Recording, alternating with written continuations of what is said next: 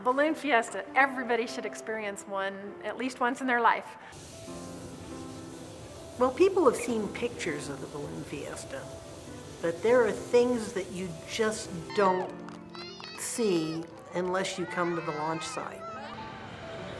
We get to act like children. There's a child in all of us.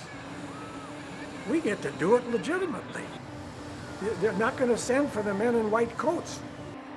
You don't get the experience of walking through the field and looking up, and there's a whole canopy of color.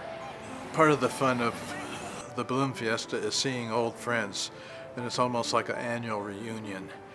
You don't hear the noise of the burners, which some balloonists say is like dragons talking to one another.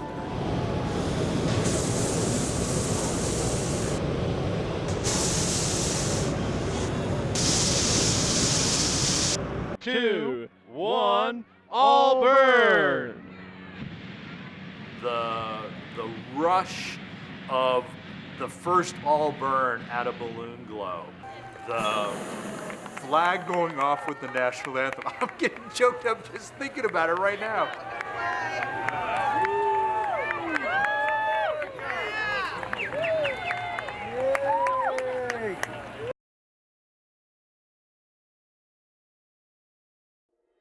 Started covering the Fiesta in 1975 and got my first balloon ride then, which was very cool. And then covered the Fiesta again in 1976 and 1977. And by the end of the 1977 Fiesta, I was hooked. As a family, we all went ballooning. They went to the very first Balloon Fiesta and they loved it, and they got a bunch of friends together. So I think we had 10 families, and the 10 families all chipped in, and we kind of started a club, and we bought a balloon, and we all and it was a big, huge family affair because everybody had kids the same age, and it was great. It was a great way to start. Well, I was working for a local radio station back in the early 1980s. And recorded one of those public service shows for the radio station, and had as my guests the president of Balloon Fiesta, John Davis, and the balloon meister in that year, Charlotte Kinney. So we taped that program on a Thursday, and then it turns out that for totally unrelated reasons, I got fired on Friday. The show still aired on Sunday, but Friday afternoon, I was out here on Balloon Fiesta Field, and I said, hey, I'm out of a job and I'm not going to find one next week. How can I help you? They hooked me up with the media committee, working with the media, and I've been out here ever since. I was out of town, but my wife and kids were in town. They were actually hiking the La Luz Trail on that Saturday morning. Looked back in Albuquerque, and here were these strange, colorful things flying in the air. So the next day, they went out to the Coronado Center, which is where it was held, to see what was going on. So my wife and kids and a couple of friends of my kids, they actually were at the very first one. When I got home on Sunday evening, I found out what I had missed. I used to live down near the airport, and I saw Sid flying a balloon down there a few times. And I got interested in watching that and seeing what it's all about.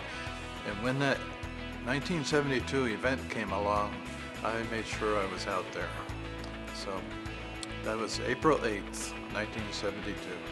First Fiestas at Albuquerque, I mean, it was just, it was like walking into a magic, a wonderland almost. You just stood there just going, wow, this is absolutely amazing. After you fly at Balloon Fiesta every day, it again turns into a party.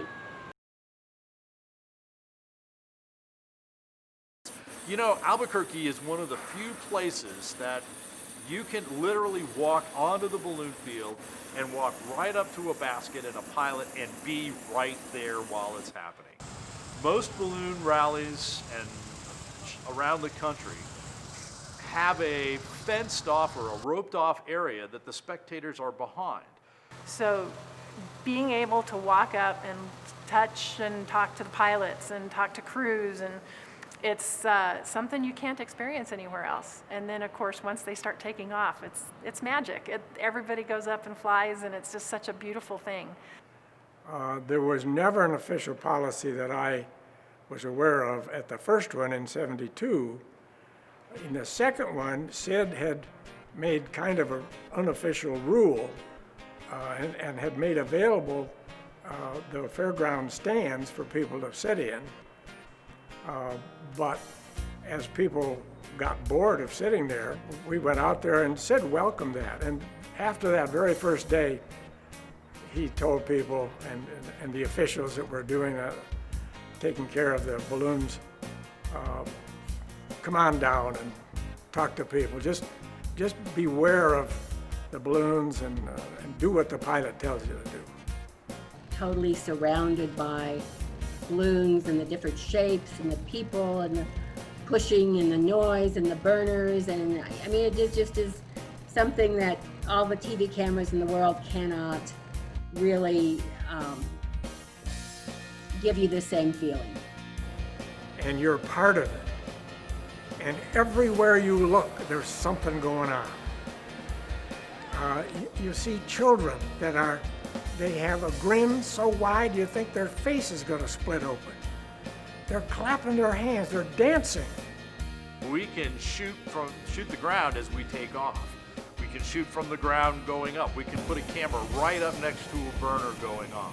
And you'll get the sound and you'll get the visual, but you don't get the rest of that ambience. The pressure from that burner, the heat that comes off that burner, the amount of light that automatically spreads there, just the ambiance of being in and among balloons. Well, people have seen pictures of the Balloon Fiesta, but there are things that you just don't see unless you come to the launch site. You don't get the experience of walking through the field and looking up, and there's a whole canopy of color hanging over you. And it's like walking through a cathedral almost. And you don't hear the noise of the burners, which some balloonists say is like dragons talking to one another. And you don't feel the heat coming out of the envelopes. If you're close to the basket and the pilot turns the burner on, those burners generate a lot of heat, and it actually comes down around the basket, which is really great when it's cold. If you're not on the field, you don't experience the sensation of that canopy of color lifting away from you and heading off into the sky. I think every child has held a balloon at some point and has, on purpose or accidentally, let it go. And you watched it as it goes up, and wow, I wish I could do that. Well, at the Balloon Fiesta, you can.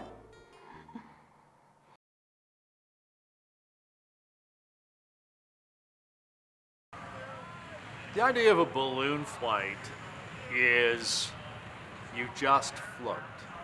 You're floating in the air. The balloon, and therefore you in the gondola or the basket, become a particle in the air. There is no wind while you're in the air because you're part of it. You're floating in it. In a balloon, the basket is open air. You truly are a piece of the wind, and it is one of the most peaceful things to do. You hear the dogs bark, you wave at people where you're flying over. Other than the burner noise, which you fire off every 8 to 10 seconds, whatever you need, it's just as peaceful as can be. And that, to me, is the draw of being in a balloon in flight. Taking people up for their first balloon ride is one of the really satisfying things about being a balloonist, because they are so excited. And they all have different experiences with it. And in general, they come up and, they land, they're so excited about what they've seen and what they've experienced. And so often it is nothing like what they anticipated it was going to be. One of the best things during Fiesta for me is working with Rainbow Riders. We're the official ride concession for the Fiesta.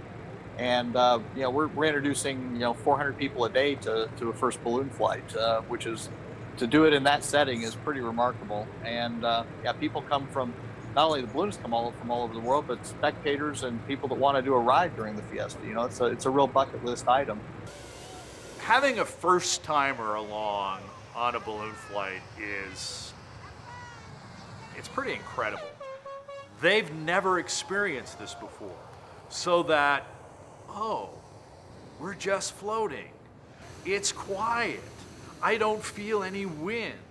And look at that, look at that, look at that, look at this. Oh, look at here. Oh, wow. Yeah, that kind of reaction from a first timer. I think we relive our first time. While it's great for us every time, reliving it through the eyes and the experience of a first timer is just incredible. It's like being a first timer again.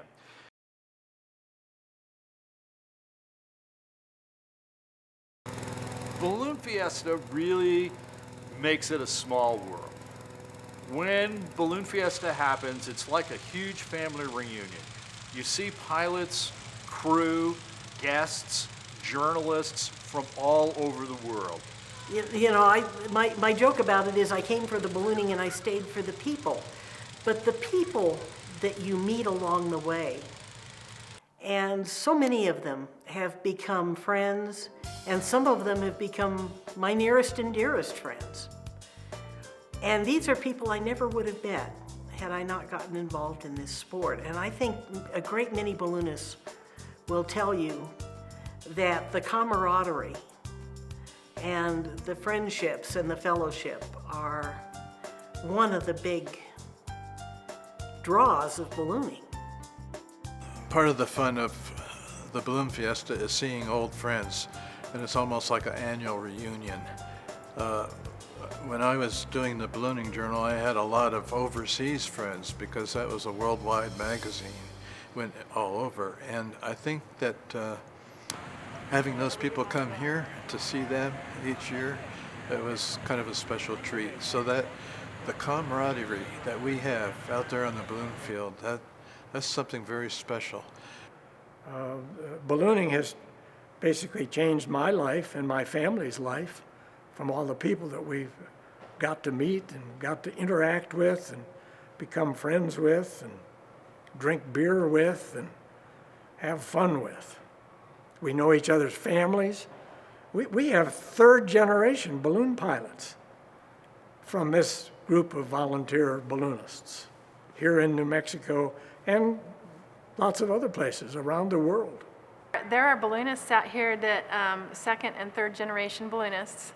Our family is a little bit unique. My dad's grandfather was a pilot, although not a balloon pilot. He was fixed wing pilot, as was his father. So my dad is actually a third generation, which makes me fourth generation, and my son is working on his license, so he's going to be a fifth generation pilot. You have a lot of families out here with that kind of a history, and it's pretty outstanding. Our family took it a little bit farther. My mother was a balloonmeister in 1980 and 82, I believe. And so I am the first and so far only second generation balloonmeister. So that's a bit of an accomplishment. Kind of happy about that. So my family started ballooning back in the 70s. My grandparents had the first balloon, and we've been able to keep that as a family tradition with my grandparents. My mother's a pilot, my father-in-law was a pilot, my wife's a pilot, and my children are both pilots. And I don't know of anybody else that actually has 4 generations of balloonists that are going, but it's a great multi-generational type activity. It's something that everyone can enjoy at various stages of their life. So my kids, when they were very little, they'd be sleeping in the bottom of the basket. That's how calm it is, and how well adjusted they were to the ballooning. Up to I took my grandmother for her last balloon flight when she was 95 years old. So it's something that you can share with the whole family. It's a tradition that's bonded us, and I think it does for a lot of families as well. It's just something that's hard to get out of your blood. You know, it's really hard to walk away from something that's this much fun and that you can share with so many different people.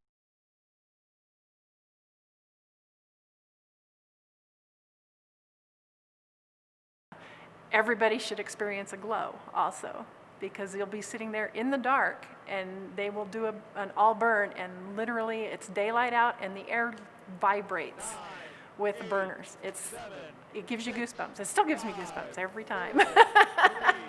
3, 2, 1, all burn! The first, what is now known as a balloon glow, as far as we know in the world, was held in Albuquerque in 1979. It was a whole group of balloonists that got together as part of the Luminaria tour, kind of as a thank you to the city of Albuquerque. And there's a whole story behind that. But suffice it to say, people were wowed and loved it. In 1987, Scotty Appleman decided that we should have a balloon glow at Balloon Fiesta. And of course, it being Balloon Fiesta, it was going to be the biggest and loudest balloon glow ever. I think there were about 300 balloons that participated in that. And we got out there, didn't know quite what to expect. I'm out there, we've got all these people around us, and it's just getting started. I'm talking to some spectators, talking about balloons, which is what I seem to do when I'm out there around those types of things. And I didn't realize that it had gotten dark around us because everybody's burners had quit. And they had coordinated with KOB to have all of the pilots listen to KOB on their little transistor or portable radios, showing my age there, and so that they could cue them all to burn at the same time, what's now called an all burn. And when that happened, I was standing over at the KOB trailer with Larry Aarons, who was kind of hosting the whole thing, and they went into this countdown, 10, 9, 8, and they hit 0. And we had 250, 300 balloonists all hit their burners at the exact same time. And there was this huge noise. I mean, you know what one burner sounds like, it's pretty loud. Well, 300 of them. And you could feel the heat coming off of the field, even across Main Street, which is where I was. From total darkness, or almost total darkness, the amount of light, heat, and roar from those burners just knocked me over. This went on for several seconds, and then, of course, as the pilots stopped burning, because you have to, because you don't want to take off, you don't want to launch. And it was like, wow, it was so incredible to have that feeling. And all of a sudden, everybody on the field started screaming, just cheering. I still feel that power every time we have that first all burn at a balloon glow, and I still remember that. And it was the biggest, people still think that was the biggest rush they've ever had at Balloon Fiesta. It was pretty incredible. That goes back to that ambiance I was talking about of you gotta be here. I can get close to that with video, but I can't duplicate it on video. You have to be in the middle of that.